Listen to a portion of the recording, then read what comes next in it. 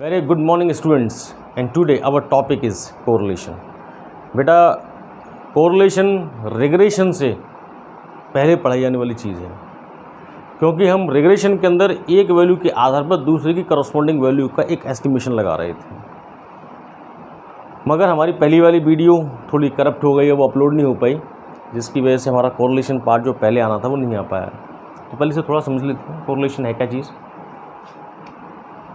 Correlation वास्तविकता में होता क्या कि पहले वाली हम जितनी सीरीज़ को देखें, जितने हम स्टैटिस्टिकल मेथड्स को देखें रिग्रेशन से पहले के, उन सभी के अंदर हमने एक चीज़ ऑब्जर्व करी कि वहाँ पर हमारे सामने एक ही डेटा था।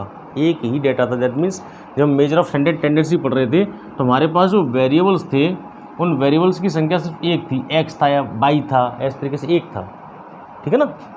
हमने डिस्पर्सन भी पढ़ा तो डिस्पर्सन में हमारे पास वेरिएबल एक ही था, ठीक है ना। जैसे हम स्क्यूनेस पे पहुँचे तो वहाँ पर ही वेरिएबल हमारा एक ही था।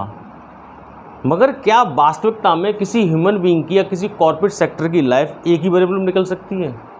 क्या उसे अपनी लाइफ में किसी और चीज़ की आवश्यकता नहीं है? चलो उसे आवश्यकता ना हो, क्या उसके ऊपर बहुत सारे फैक्टर्स नहीं होंगे, बहुत सारे ऐसे फैक्टर्स या क्या बोलेंगे तत्व काम नहीं कर रहे होंगे तो जो उसको प्रभावित करते हों, उसके रहन सहन को, उसकी लाइवलीहुड को, उसकी लाइफ को, उसकी पर्सनैलिटी को, उसकी एटीट्यूड को, उसके बिहेवियर को। चलो वो कहता है कि मुझे किसी की आवश्यकता नहीं, but a lot of factors are there in this environment, those who are working over him और her, those who are giving their impact over him और हर, जो कि उसको निश्चित तौर पर प्रभावित करते होंगे। तो एक इंडिविजुअल के ऊपर मान लो एक इंडिविजुअल ये था, तो इस इंडिविजुअल पर बहुत सारे फैक्टर्स जो काम कर रहे होते हैं जो कि इसको प्रभावित करते हैं। और प्रभावित करने से मतलब है उसे निश्चित तौर पर अपनी लाइफ में डिसीजन लेने के लिए इन फैक्टर्स की भी स्टडी करनी पड़ेगी, क्योंकि ये वो फैक्टर्स हैं जो कि वास्तविकता में इनके डिसीजंस को प्रभावित करते हैं, ठीक है ना। तो जहाँ पर एक या एक से अधिक वेरिएबल्स के बीच में एक ऐसा रिलेशन पाया जाए, कैसा रिलेशन कि ऐसा रिलेशन जहाँ पर हम ये कह पाएँ कि एक के डिसीजन दूसरे के ऊपर भी निर्भर हैं। तो ऐसे से या मैं कहूँ एक वेरिएबल में होने वाला चेंजेस, चाहे चेंजेस एक ही दिशा में हो चाहे दूसरी दिशा में हो, मतलब सेम डायरेक्शन में हो या ऑपोजिट डायरेक्शन में हो, मगर दूसरे के अंदर भी बदलाव लाने के लिए मजबूर कर दे, दूसरे वाले के अंदर भी चेंजेस आना स्टार्ट हो जाएं। मैं ये नहीं कह रहा कि उसी डायरेक्शन में हो, ऑपोजिट डायरेक्शन में हो जाएं। जब एक वेरिएबल के आधार पर दूसरे वेरिएबल्स में भी चेंजेस आना स्टार्ट हो जाते हैं, चाहे वो सहगामी हो चाहे प्रतिगामी हो, ठीक है ना, चाहे सेम डायरेक्शन हो चाहे ऑपोजिट डायरेक्शन हो, मगर दूसरे के अंदर भी बदलाव आना स्टार्ट हो जाता है, उसके अंदर कुछ चेंजेस आना स्टार्ट हो जाते हैं, तो हम कहते हैं इनके अंदर कोरिलेशन है, इनके अंदर कोरिलेशन पाया जाता है। अब यहाँ पर मैंने ये नहीं कहा कि एक के आधार पर दूसरे की वैल्यू कैलकुलेट कर रहे हैं आप, यहाँ पर एस्टिमेट नहीं कर रहे आप। हम कह रहे हैं कि एक वैल्यू में, एक्स की वैल्यू में अगर कुछ चेंज होता है तो इस चेंज का प्रभाव आपके दूसरे वाले वेरिएबल पर भी आना स्टार्ट हो जाए, और वो सेम डायरेक्शन में होगा कि नेगेटिव डायरेक्शन में होगा ये कहना मुश्किल है, पता नहीं कौन सी डायरेक्शन में होगा, पर कुछ ना कुछ उसमें चेंज आना स्टार्ट हो जाए। तो जहाँ पर कोई किसी का कारण बनता है तो हम कहते हैं कि वो कॉज है, CAU, वो कारण बना, कॉज, और दूसरा वाला इसकी वजह से प्रभावित हुआ कि इसके चेंज होने से इसके अंदर भी चेंज आना स्टार्ट हो गया। We are not seeing that change is coming in the same direction और in a negative direction, we can say the change in a X variable just show a reflection और change in a variable of Y also, ये दूसरे के अंदर भी। तो ये cause दूसरे का इफेक्ट बन जाए, दूसरे को प्रभावित कर दे, तो कॉज एंड इफेक्ट रिलेशनशिप पाई जाती है। जहाँ पर ऐसे एक के आधार पर दूसरे के अंदर भी बदलाव होना स्टार्ट हो जाते हैं, दूसरे के अंदर भी चेंजेस आना स्टार्ट हो जाते हैं, तो निश्चित तौर पर एक वेरिएबल इंडिपेंडेंट होता है, तो दूसरे पर जिस पर प्रभाव पड़ रहा है, जिसकी वजह से उसमें प्रभाव आना स्टार्ट हो गया है, वो आपका डिपेंडेंट वेरिएबल होता है। तो दैट मीन्स जब हम कोरिलेशन की बात करेंगे तो कोरिलेशन के अंदर आपके इंडिपेंडेंट और dependent cause and effect relationship होता है। जैसे अगर किसी फैमिली की बात करूं मैं, तो किसी फैमिली एक्स में अगर उसकी फैमिली की इनकम बढ़ती है और उस फैमिली के एक्सपेंसेस के डेटा को मैं एक ही चार्ट पर, एक ही टेबल पर रख के देखूं, तो आप ये देखेंगे when the income of a family is going to increase on then the same reflection of expenses will become, तो expenses will be start to increase on. क्या होगा, जैसे जैसे इनकम बढ़ती है फैमिली के एक्सपेंसेस भी बढ़ जाते हैं। दोनों के डेटास को अगर मैं एक ही डेट टेबल पर रख के देखूंगा तो आपको दिखाई दे जाएगा। इसके ऑपोजिट भी है, अगर किसी प्रोडक्ट एक्स की मैं बात करूं, मान के चलिए कोई प्रोडक्ट एक्स है, अगर मैं इसकी प्राइस को मार्केट के अंदर बहुत ज़्यादा कर देता हूं, ठीक है ना, या आपको लगता है कि one seller is there in a market and that one is just pretending like a monopoly, not pretending, he is doing a monopoly over there. In that situation he is thinking let us we go to hike up this price too much more, और बहुत ज़्यादा price कर दी तो निश्चित तौर पर इस product की डिमांड मार्केट के अंदर घट जाती है, या प्राइस कम कर दी जाए तो मार्केट के अंदर डिमांड बढ़ जाती है, ठीक है ना। इस तरीके से मैंने उसमें भी बताया था कि अगर अच्छी बारिश होती है, हम कहते हैं बारिश का सिंबल एक्स है, कि अच्छी बारिश होती है तो निश्चित तौर पे फसल भी अच्छी होती है। मैंने ये नहीं कहा कितनी होती है, अच्छी होती है, ठीक है ना। तो दैट मीन्स कोरिलेशन आपको कहीं ना कहीं वो डायरेक्शन बताने की कोशिश करता है कि हाँ साहब, एक में बदलाव दूसरे के बदलाव के लिए सेम डायरेक्शन में बदलाव कर रहा है या दूसरी तरफ डायरेक्शन में बदलाव कर रहा है, तो एक तो डायरेक्शन के लिए यूज़ होता है। प्लस हम ये बता पाते हैं कि हाँ दूसरे के अंदर जो बदलाव हो रहा था, दैट मीन्स एक का प्रभाव दूसरे पर कितना था, वो उससे बहुत ज़्यादा हाईली इंस्पायर्ड है, मॉडरेटेड इंस्पायर है या लेस इंस्पायर है। तो that means the correlation is there where you will go to know if the changes in one variable so a changes in another variable also, so a changes in another variable also, that means a cause and effect relationship, independence and dependency is there, that we can say definitely this one is a correlation। एक में होने वाला कोई भी विचरण, विचरण means changes, एक में होने, एक वेरिएबल में होने वाले कोई भी चेंजेस या कोई भी इफेक्ट दूसरे वाले वेरिएबल्स के अंदर भी, चाहे वो सेम डायरेक्शन में हो चाहे अपोजिट डायरेक्शन में हो, चेंज लाना कर दे तो उसे हम आपका कोरिलेशन कहते हैं, जो कि हमें डायरेक्शन का और प्लस कितना दूसरे से प्रभावित है, कितना उस पर प्रभाव पड़ रहा है उसकी डिग्री पर, ये दो चीज़ें ही बताता है, इसी को हम कोरिलेशन कहते हैं।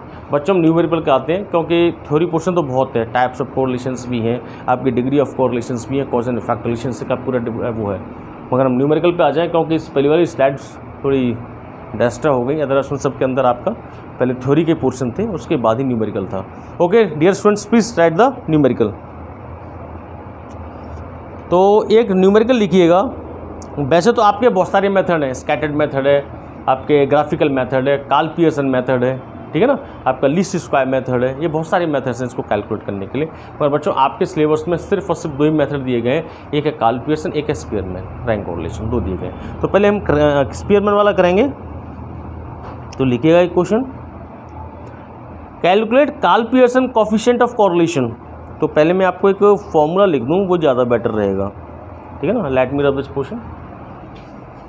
तो देखिए, इस कोरिलेशन को कैलकुलेट करने के लिए एक कोरिलेशन कोफिशिएंट दिया गया, एक मेथड दिया गया जिसको हम सिंबल के थ्रू दर्शाएंगे। तो मैंने कहा ना, वैसे तो आपके बहुत सारे मेथड थे, स्कैटर्ड मेथड है, आपका ग्राफिकल मेथड है, आपका रैंक कोरिलेशन है, कार्ल पियर्सन मेथड है, कॉन्करेंट मेथड है, लीस्ट स्क्वायर मेथड है, बहुत सारे मेथड्स हैं मिसलेनियस, ठीक है ना। मगर आपके सिलेबस में कौन से हैं? सिर्फ कार्ल पियर्सन और रैंक कोरिलेशन स्पीयरमैन का। तो कार्ल पियर्सन कोरिलेशन को कैलकुलेट करने के लिए हम आपके सिलेबस के अकॉर्डिंग आपके कार्ल पियर्सन द्वारा दिए गए मेथड को पढ़ते हैं। कार्ल पियर्सन सामने क्या कहा कि जो भी आपकी चाहे एक्स सीरीज हो चाहे वाई सीरीज हो, अगर इनका वेरिएंस, विचरण, अंतर निकाला जाए, दैट मीन्स, और उनका आपस में प्रोडक्ट कर लिया जाए, that means summation x minus x bar Y minus Y bar, ठीक है ना। अगर हम उनका अंतर निकाल कर उनका आपस में प्रोडक्ट कर लेते हैं और उस प्रोडक्ट को, दैट मीन्स इस कोवेरिएंस को अगर हम स्टैंडर्ड डेविएशन से डिवाइड देते हैं, standard deviation of x, standard deviation of y, क्योंकि दो सीरीज का है। अगर हमने कोवेरिएंस निकाला सीरीज का, that means covariance of x covariance of y series को अगर हम स्टैंडर्ड डेविएशन ऑफ वो सीरीज से डिवाइड दे दें, तो जो वैल्यू निकल के आती है उसे बच्चों हम कोरिलेशन कहते हैं, कोरिलेशन कोफिशिएंट कहते हैं। जो स्मॉल आर यूज़ किया गया है, ये आपका कोरिलेशन कोफिशिएंट है। और ये फॉर्मूला आपके कार्ल पियर्सन साहब ने दिया है, जिसके अंदर हमें स्टैंडर्ड डेविएशंस को भी कैलकुलेट करना पड़ेगा। इसके बाद एक दूसरा मेथड है जिसमें हमें स्टैंडर्ड डेविएशन को कैलकुलेट करने की आवश्यकता नहीं पड़ेगी, क्योंकि ये मेथड ज़्यादा उपयुक्त जब रहेगा जब हमें स्टैंडर्ड डेविएशन दिया गया हो, अदरवाइज ये भी टाइम कंज्यूमिंग हो जाता है। तो बच्चों क्वेश्चन लिखिएगा, calculate Karl Pearson coefficient of correlation, जहाँ पर एज ऑफ हस्बैंड दिया गया है। Let me rub this portion. Age of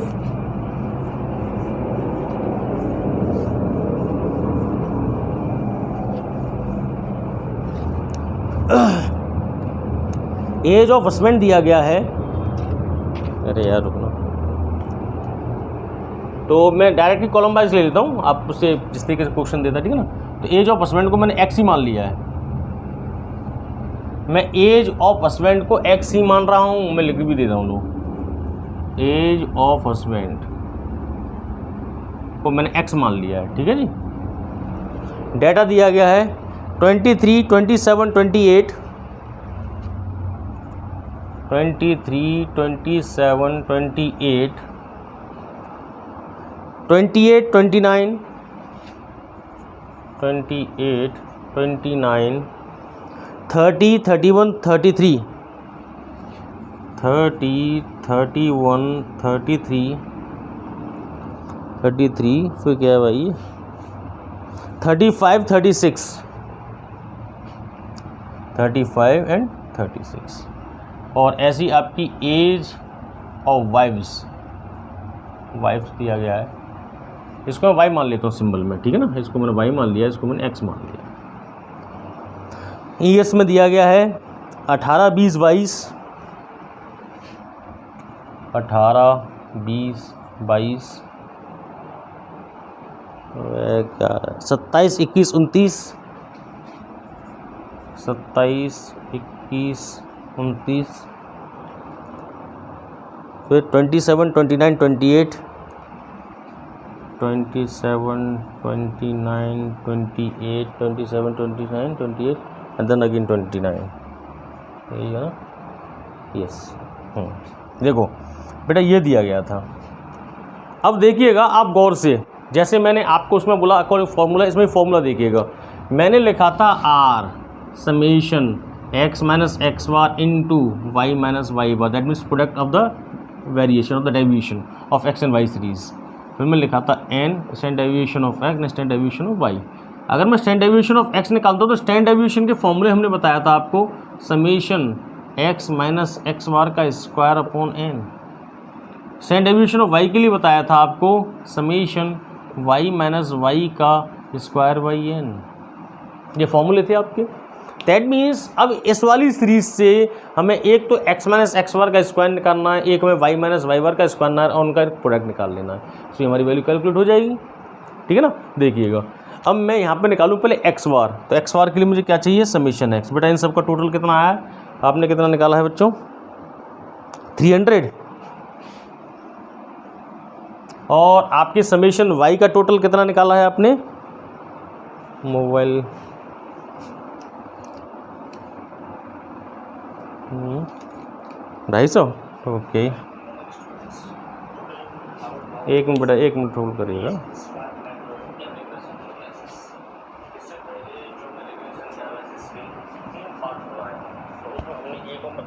के बारे में हमने बताया जहाँ पर ऑटोमेटिक मिनिस्टेंट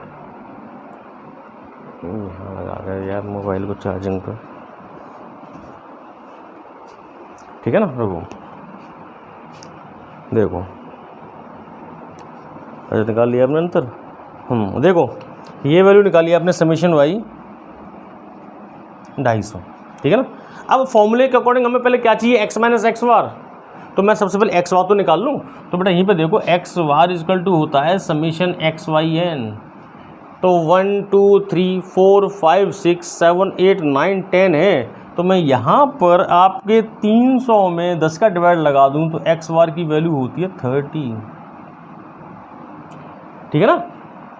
ऐसे ही मैं आपके समेशन को निकालता हूँ वाई बार को, समेशन वाई इजकल टू होता है समेशन वाई बाई एन, और ये वैल्यू निकाली थी आपने 250 डिवाइड बाई 10 दिए गया, तो आपकी वाई बार की आपकी वाई बार की वैल्यू होती है 25, दोनों निकल के आ चुके हैं। जैसा क्वेश्चन में दिया गया तो x माइनस एक्स बार निकाल लेते हैं पहले, तो x माइनस एक्स बार निकाल लेते हैं, ठीक है ना। नेक्स्ट कॉलम क्या बनाएंगे, क्योंकि हमें यहाँ पे x माइनस एक्स बार का स्क्वायर भी चाहिए, तो हम कर लेते हैं कि x माइनस एक्स बार का स्क्वायर भी होगा, ठीक है ना। ऐसे हम नेक्स्ट कॉलम बना लेते हैं, क्या y माइनस वाई बार होगा, फिर y माइनस वाई बार का स्क्वायर होगा, ठीक है ना। फिर क्या है, समीशन ये है, तो that means x minus x bar into Y minus Y bar, ये आपके कॉलम बन के तैयार होंगे इतने, ठीक है ना। अब देखो 23 और -30, तो बेटा ये होता है -7, 27 -30 तो ये होता है -3, ये होता है -2, ये होता है -2, ये होता है -1, ये होता है 0, ये होता है 1, ये होता है आपका कितना 33, ये होता है 5, ये होता है 6, ठीक है ना। अब मैं स्क्वायर कर लेता हूँ, तो sum of the deviation from the arithmetic mean is always 0, that means ये summation x minus x bar की वैल्यू हमेशा 0 आती है, ठीक है ना। देख लीजिए 5 6 11, 11 और 3 14 15, ऐसे ही ना दे लो 10 10 और 15, ठीक है ना। ये था आपका 49, ये था आपका 9, ये था आपका 4, ये था आपका 4, ये था आपका 1, ये आपका 1, ये आपका 9, ये आपका 25, ये आपका 36, जो भी टोटल आए जो तक आप ऐड करो स्टूडेंट्स, ठीक है ना। ये हमारी वैल्यू आ रही है। ऐसे हम वाई बार का निकालते हैं, तो 18 माइनस 25, तो 18 माइनस 25 का आपने निकाला -7, और 20 माइनस 25 ये होता है -5, 22 में से गए तो -3, 27 से गए तो +2, 21 से गए तो -4, 29 से गए तो +4, 27 से गए तो +2, 29 से गए तो +4, 28 से गए तो +3, 29 से गए तो +4, ठीक है ना। एक बार देख लेते हैं क्या निकल के आ रहा है, 4 से 4 उड़ ही गया। अब ये देख लो 4 और 3 7 और 7 4 11 और 11 और 2 13 और 13 2 15, ऐसे इनको देख लो, ये तो क्या कैंसिल हो गए, 4 से 12 12 15 कैंसिल, ठीक है ना। That sum of the deviation from the arithmetic mean is always 0, तो that means summation y minus Y bar will be 0, ठीक है ना। हाँ, ये स्क्वायर कितना निकाला आप लोगों ने भाई, तो आपने निकाला 138 x माइनस एक्स बार का स्क्वायर, तो summation x minus x bar का स्क्वायर आपने क्या निकाला बेटे आयुष, स्क्वायर निकाला है 138, ठीक है ना। ये आपकी वैल्यू आ गई। ऐसी वाई का निकाल लेते हैं, तो ये होता है आपका 49, ये 25, ये 3, ये 4, ये 16, ये 16, ये 4, ये 16, ये 9, ये 16। बेटा जल्दी से बताओ इसका कितना निकलेगा। 49, 25, 9, 4, 16, 2 बार है, 2 बार 16, तो 16 16 4 16 9 16, वैल्यू निकाली है आपने 164, तो समेशन y माइनस वाई बार का स्क्वायर निकाला आपने 164, ठीक है ना, ये निकल आया। अब इनकी मल्टीप्लिकेशन कर लेते हैं, x minus x bar into Y minus Y बार, x minus x bar Y minus Y बार, तो 7 7 जा 49, 5 3 जा 15, 3 2 जा 6, 2 ये 4, ये +4, that is 0, that is 2, that is 12, 5 15, 6 24, ये वैल्यू आ रही है आपकी, तो कोई ही होंगी। तो यहाँ पर हमने थोड़ा गलत तो नहीं कर दिया, 6 है, और ये यहाँ पर आपकी y माइनस वाई बार की वैल्यू 4, 29 में से उन्होंने 4 हो निकला था 5, तो ये 30, ये वैल्यू कितनी थी, वैल्यू आपने गलत उतारी हुई है शायद, ऊपर वैल्यू है 30 थी, 36 से 30 गए,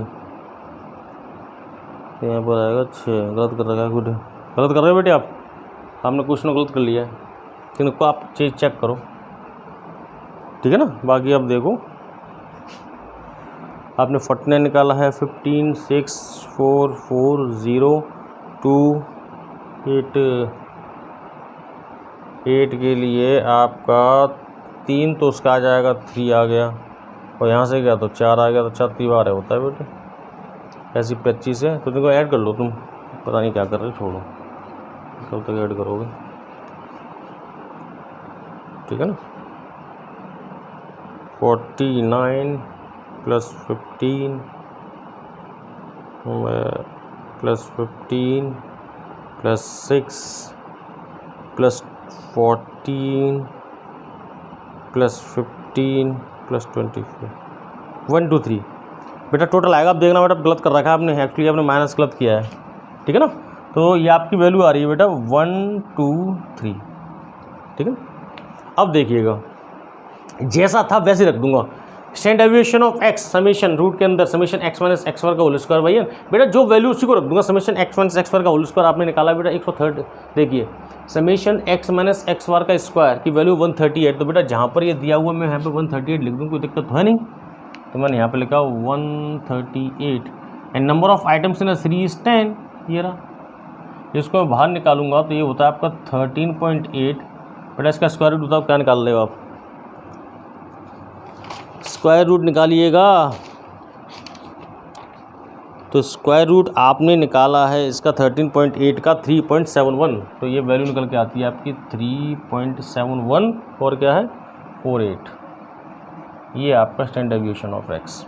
इस तरीके से स्टैंडर्ड डेविएशन ऑफ वाई हम इसकी वैल्यू रख देते हैं। तो वाई माइनस वाई बार का स्क्वायर, तो वाई माइनस वाई बार का स्क्वायर आपने निकाला है 164 डिवाइड बाई 10, ठीक है ना। तो यहाँ से देखिए ये आपकी वैल्यू होती है 16.4। तो स्टैंडर्ड डेविएशन ऑफ वाई आपने क्या निकाला है 16.4 में डिवाइड देखिए 4.4, देखिए 4.0497, ये आपकी वैल्यू निकल आई। Standard deviation of x, standard deviation of Y, ठीक है ना। ये हमारे अर्थमेटिक मीन था, ये वो था। अब देखो फॉर्मूले में दोनों आ चुके हैं, एक समेशन वाले का इस फॉर्मूले में रख दें तो कोई दिक्कत तो है नहीं। तो मैं क्या करता हूँ आपके इस फॉर्मूले में अब मैं इस डेटा को रख देता हूँ जो ऊपर दिया हुआ है, देखिए यहीं पर रखूँ। Summation x minus x bar Y minus Y bar, the product of summation of x into x minus x bar into Y minus Y bar, ये आप निकाल चुके 123 वैल्यू है। तो मैं इस वाली जगह पर जो संख्या लिखी थी यहीं पर लिख देता हूँ। तो बेटा यहाँ पर लिखा मैंने 1 2 3, एन की जगह पे 10 है, स्टैंडर्ड डेविएशन की जगह पे आपका 3.48 है। स्टैंडर्ड डेविएशन ऑफ वाई की वैल्यू आपने निकाली है 4.04997, ठीक है ना। अब इसको सॉल्व कर लेते हैं, इस वाली वैल्यू को सॉल्व कर लेते हैं। तो बेटा इसको सॉल्व करोगे तो आपकी वैल्यू निकल के आएगी, ये आर निकलेगा आपका प्लस का 0.8176, ठीक है ना बेटा, ये निकलेगा, ये वैल्यू निकल के आई आपकी। ये पॉजिटिव में है, that means highly positive correlated है। दैट मीन्स एक का प्रभाव दूसरे के ऊपर बहुत भयंकर तरीके से पड़ा हुआ है। That means husband of wife and husband of husband, age of wife, age of husband and age of wife's both are highly correlated. दैट मीन्स दोनों के बीच में बहुत गहरा संबंध होता है। एक मतलब ऐसा नहीं हो सकता कि साहब एक 25 साल का हो, दो बच्ची 2 साल की हो, ऐसा डिफरेंस नहीं आ सकता। दैट मीन्स दोनों के बीच में एज का बहुत ही हाईली कोरिलेटेड रिलेशन है, ठीक है ना। तो ये निकला आपका कोरिलेशन। तो आपकी हाई है 0.75 से ज़्यादा है तो इसे हम क्या बोलेंगे highly correlated, highly correlated relation. और हाईली कोरिलेटेड में कैसा पॉजिटिव, हाईली पॉजिटिव, मतलब बहुत ही एक ही डायरेक्शन में प्रभाव है, ऐसा नहीं है कि इसका नेगेटिव प्रभाव हो, पॉजिटिव प्रभाव है। ये है आपका वो जब आपको कोरिलेशन कोएफिशिएंट को कैलकुलेट करना पड़ा, किसकी सहायता से, उसकी सहायता से जब आपके पास स्टैंडर्ड डेविएशन नहीं, स्टैंडर्ड डेविएशंस की हेल्प करनी पड़ी, स्टैंडर्ड डेविएशंस को यूज़ करना पड़ा, स्टैंडर्ड डेविएशंस को कैलकुलेट करना पड़ा। एक ऐसा मेथड जिसमें हमें अपने टाइम कंज्यूमिंग को बढ़ाना है और स्टैंडर्ड डेविएशन को कैलकुलेट नहीं करना, और डायरेक्ट ही हम रिलेशन कोएफिशिएंट को कैलकुलेट करेंगे। बच्चों इसी को देखिएगा, मैं आपको क्वेश्चन घर के लिए दूंगा, आप उसे करिए, कमेंट बॉक्स में मुझे बताइएगा, या आपको कोई दिक्कत हो तो मुझे मेरे फ़ोन पर भी कॉल करके बता सकते हैं। यही क्वेश्चन है, मगर देखिए फॉर्मूला क्या होगा। ये था जहाँ पर हमें स्टैंडर्ड डेविएशन को कैलकुलेट करने पर जो टाइम को एक वेस्ट करना पड़ता है, उससे बचने के लिए क्योंकि अगर पेपर में स्टैंडर्ड डेविएशन दिया हुआ है, उसकी वैल्यू दी हुई है, तो हमारा कोरिलेशन कोफिशिएंट बड़ा इजीली कैलकुलेट हो सकता है इस मेथड से। मगर हमेशा ऐसा नहीं होगा, आपको क्वेश्चन में नहीं दे रहा है वो, तो ऐसी सिचुएशन में आवश्यक होता है कि हम अल्टरनेटिव मेथड यूज़ करें जहाँ पर हमें स्टैंडर्ड डेविएशन को कैलकुलेट करने की आवश्यकता ही ना पड़े। कैसे, ये आर लिया मैंने, समेशन x माइनस एक्स वार वाई माइनस वाई वार अपॉन अंडरवुड के अंदर समेशन x माइनस एक्स वार का स्क्वायर है इनटू अंडरवुड के अंदर समेशन y माइनस वाई वार का स्क्वायर है। कैलकुलेट तो आप वैसे भी कर रहे हो, कैलकुलेट तो आप वैसे ही कर रहे हो, मगर अब आपको स्टैंडर्ड डेविएशन को कैलकुलेट करने की आवश्यकता नहीं पड़ी, बस वही लिखा हुआ है। यहाँ n था, n दोनों के नीचे से आएगा, स्क्वायर रूट से निकलेगा तो कट गए। तो देखिए समेशन x माइनस एक्स वार इंटू वाई माइनस वाई वार आप निकाल चुके थे 123 अपॉन ये वैल्यू x माइनस एक्स वार का स्क्वायर आपने निकाला 138 और ये वैल्यू है आपकी y माइनस वाई वार स्क्वायर, ये वैल्यू निकाली आपने 164। बेटा इन सब को यूज़ कर लो आप, इन सभी को आप यूज़ कर लीजिए। तो बेटा जब इस फॉर्मूले को आप लगाओगे तो आपकी जो वैल्यू निकल के आने वाली है वो यही निकलेगी, r की वैल्यू निकलेगी आपकी +0.8176, जो उससे निकला था वही से निकल के आ जाएगा। ये वो अल्टरनेटिव मेथड है जहाँ पर हमें स्टैंडर्ड डेविएशन में अपने टाइम को कंज्यूम नहीं करना पड़ा, हम डायरेक्ट इस मेथड में लगाएंगे और इसे सॉल्व करेंगे। 1 मिनट और, एक क्वेश्चन मैं दे रहा हूँ, आप घर से करिएगा, कोई भी दिक्कत आए मुझसे पूछिएगा और कमेंट बॉक्स में उसके बारे में अपनी राय दीजिएगा कि क्या चीज़ समझ में आई है, क्या चीज़ समझ में नहीं आई है और क्या चीज़ आपको उसके अंदर चाहिए, ठीक है ना। इस चीज़ को हमें बताइएगा। क्वेश्चन लिख लो जल्दी से। Calculate Karl Pearson coefficient of skewness, जहाँ पर आपकी वेट दिया गया है, x में वेट दिया गया है 200, 400, 600, 800, 600, 800, अगेन 1000, 1200 एंड 1400। ये आपको डाटा दिया है। इसके रिफ्लेक्टिव वैल्यू दी गई है y में 60,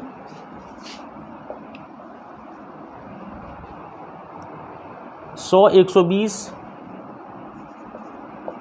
100, 120, 160, 200, 160, 200, 220 और 260। बेटा घर से करिएगा, कोई भी दिक्कत है तो कमेंट बॉक्स में मुझे बताइएगा, ठीक है ना। मगर before you are going to end up this, before myself is going to end up this session and you are going to solve this question and pass me some message about this all, तो सबसे पहले आवश्यक है कि dear students please like, subscribe and share this video also, जिससे कि दूसरों का भी भला हो सके। ओके, जय हिंद।